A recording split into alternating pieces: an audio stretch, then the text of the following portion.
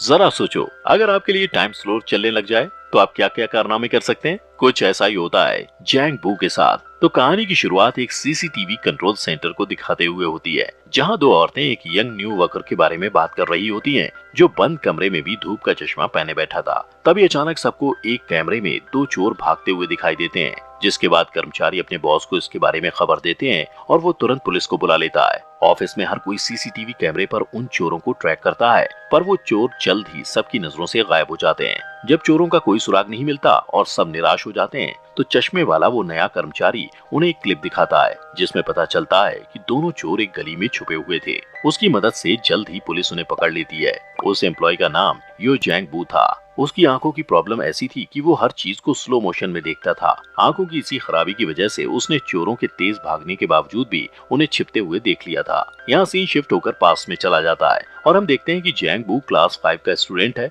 वो अपने बचपन की दोस्त बोंग सू मी के साथ एक दौड़ में हिस्सा लेता है। यही वो समय था जब पहली बार जैंग को स्लो मोशन में दिखना शुरू हुआ था। जब उसके पेरेंट्स को ये बात पता चलती है, तो वो उसे डॉक्टर सियोक के पास लेकर जाते हैं, जो उसकी आंखों को चेक करके बताता है कि उसकी आंखों को एक रेयर बीमारी हुई है, जिसका नाम डायनेमिक विजुअल एक्यूटी है, जिसकी वजह से वो चलती हुई चीजों के सारे डिटेल्स इतनी बारीकी से देख सकता है जैसे वो दुनिया को स्लो मोशन में देख रहा हो। ये साबित करने के लिए डॉक्टर जैंग बू की तरफ एक बेसबॉल को बहुत हाई स्पीड में फेंकता है, जिसे वो आसानी से कैच कर लेता है। फिर डॉक्टर उसकी आंखों को आराम पहुंचाने के लिए उसे हर वक्त धूप का चश्मा पहनने को कहता है। जैंग बू की डिसऑर्डर का पता चलने के बाद उसके फादर पैसा कमाने के लिए विदेश चले जाते हैं, ताकि वो अपने बेटे का सही से इलाज करा सकें। जैंग बू घर में अपनी माँ और छोटी बहन के साथ रहने लगता है। वो कहता है कि ये बीमारी उसके लिए एक आशीर्वाद और एक श्राप दोनों है। जहाँ उसे स्लो मोशन में लड़कियों की उड़ती हुई स्कर्ट देखकर मजा आता है, वहीं स्कूल में धूप का चश्मा लगाने की वजह से उसे तंग भी किया जाता है। सूमी उसकी इकलौती फ्रेंड थी, जिससे अब वो प्यार करने लगा था। पर जैसे जैसे समय बीतता जाता है, जैंग की दोस्त होने के कारण लोग उसे भी तंग करने लगते हैं और मजबूरन सू को जैंग का साथ छोड़ना पड़ता है। उसके बाद जैंग का कोई और दोस्त नहीं बनता, इसलिए जैंग चाहता है कि उसकी आंखें पूरी तरह खराब हो जाएं।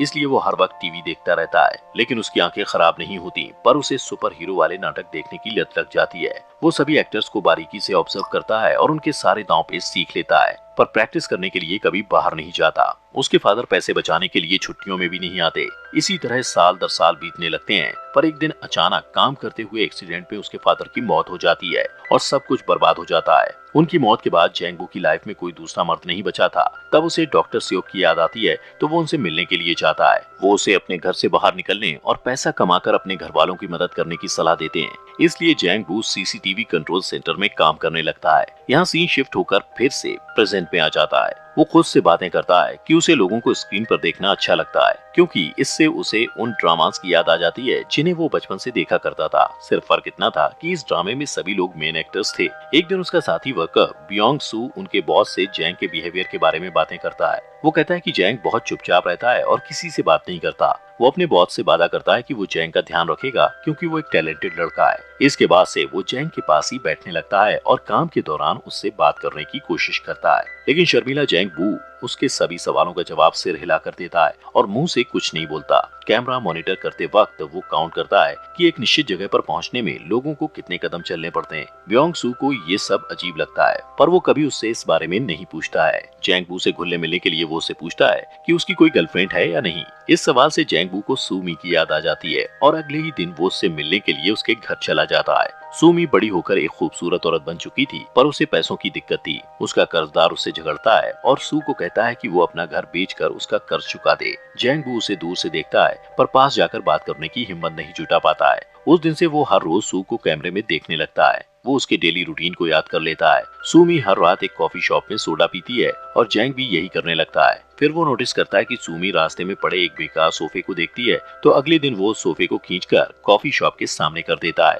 ताकि सूमी उस पर बैठ सके। रात में सूमी की नजर सोफे पर पड़ती है, पर वो ज्यादा ध्यान नहीं देती और उस पर बैठ जाती है। अगले दिन वो तेज बारिश की वजह से बस स्टॉप में फंस जाती है। जैंग उसे मॉनिटर पर देखकर बियोंग के साथ उसकी हेल्प करने पहुंच जाता है। वो ड्रामास के हीरो की तरह उसके सिर पर छाता खोलकर उसे बारिश से बचाने की कोशिश करता है, पर सू से लफंगा कहकर वहाँ से चली जाती है। इसके बाद जैंग और बियोंग डॉक्टर सियोक के पास जाते हैं और जैंग उनसे सूमी को इम्प्रेस करने का तरीका पूछता है। वो जैंग बू से सू को फ्लावर्स देने को कहता है। अगले दिन सूमी को म्यूजिकल ड्रामा में ऑडिशन देने के लिए जाना होता है, पर उसे देर हो जाती है। तो वो मैनेजर को कॉल लगाती है और उसके कहने पर ऑडिशन के लिए रास्ते में ही गाना शुरू कर देती है। उसके बढ़िया गाने को सुनकर राह चलते लोग उसे हैरत से देखने लगते हैं। जैंग बू भी फूलों का गुलदस्ता लेकर वहां पहुंच जाता है। सू का गाना खत्म होने के बाद वो उसे बुके देता है, पर सू को ये अच्छा नहीं लगता। वो कहती है इन फूलों की जगह वो जहर का बॉक्स ज्यादा पसंद करेगी। ये कहकर वो जाने लगती है कि तभी जैंग बू उसे उसके नाम से पुकारता है और उसके बचपन के दोस्त के रूप में अपना इंट्रोडक्शन देता है। पर वो कहती है कि उसका नाम बोंग सूमी नहीं,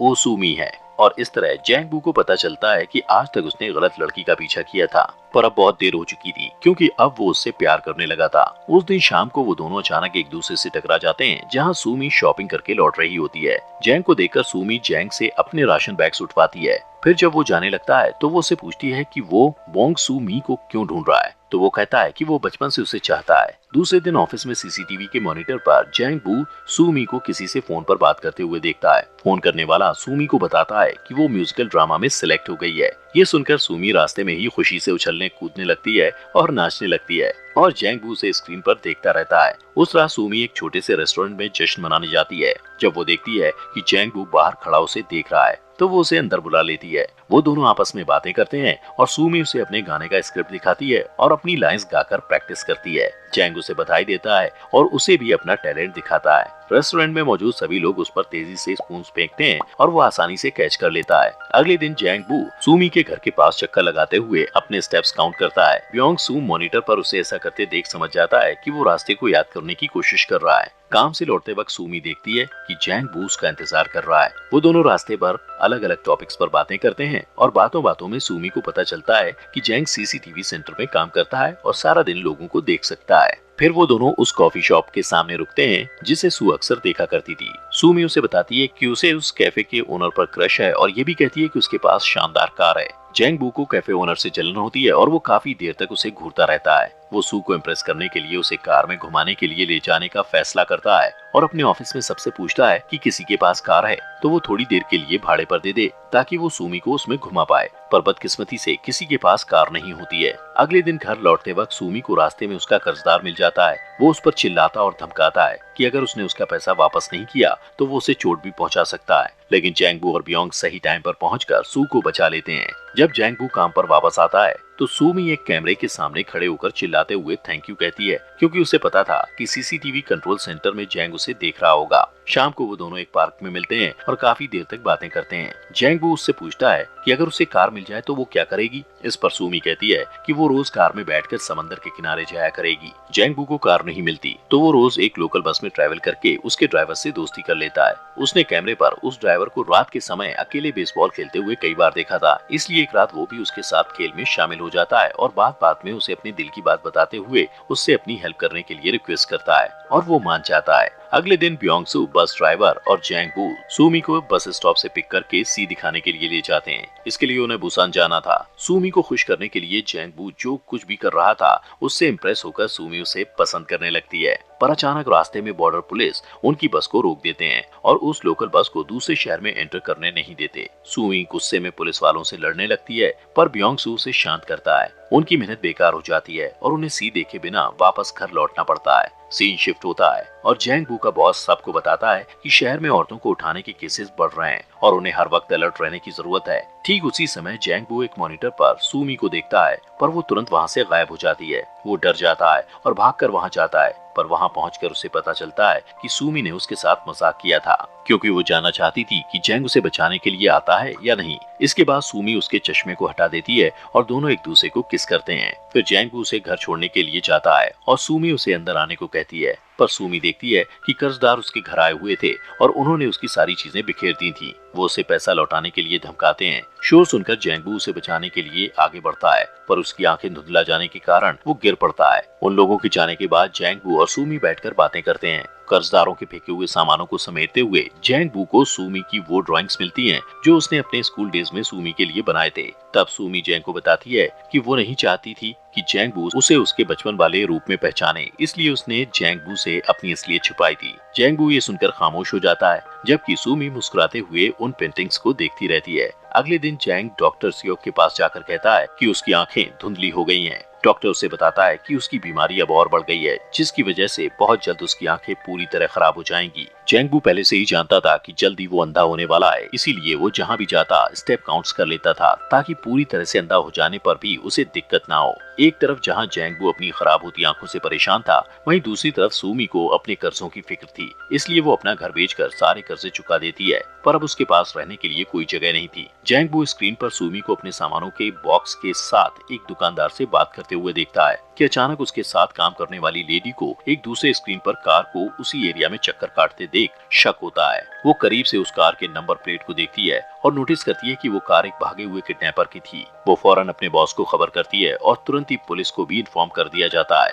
पर तभी कार सबकी आंखों से गायब हो जाती है और सूमी भी जैंग की नजरों से ओझल हो जाती है। जैंग को डर लगता है कि कहीं सूमी को कुछ हो ना जाए और वो उसे बचाने के लिए साइकिल लेकर निकल जाता है। रास्ते में उसकी आंखें पूरी तरह खराब हो जाती हैं और उसकी साइकिल एक कार से टकरा जाती है, जिससे वो गिर जाता है। ब्योंग सू कैमरे में ये सब देखकर उसकी हेल्प करने के लिए जाता है। उधर एक अनजान आदमी सूमी के पास जाकर उसका हाथ पकड़ लेता है, लेकिन वो उसे कहीं ले जाता इससे पहले जैंगबू उनकी तरफ दौड़ने लगता है। इसी बीच किडनैपर भाग जाता है और जैंगबू एक बस से टकराते टकराते बचता है। तभी पुलिस वहां आ जाती है और सूमी को पूछताछ के लिए ले जाती है। अब जैंगबू रास्ते में अकेला रह जाता है। तभी ब्योंगसू उसकी हेल्प करने के लिए आगे बढ़ता है। जैंगबू अपने दोस्त का हाथ पकड़ लेता है और अपनी आंखें खराब हो जाने पर दुखी होकर रोने लगता है। इस घटना को कुछ दिन बीत जाते हैं। सूमी अपनी लाइफ में बिजी हो जाती है और जैंगबू को कांटेक्ट नहीं करती। जब भी उसे जैंगबू की याद आती है तो वो सीसीटीवी कैमरे को देखने लगती है। कुछ महीनों के बाद जैंगबू उसे अपने फेवरेट कॉफी शॉप में दिखाई देता है। वो खुश होकर उसके पास जाकर हाथ हिलाती है, पर जैंगबू को एक वॉकिंग स्टिक निकालकर दूसरी तरफ जाते हुए देखकर शॉक्ड रह जाती है।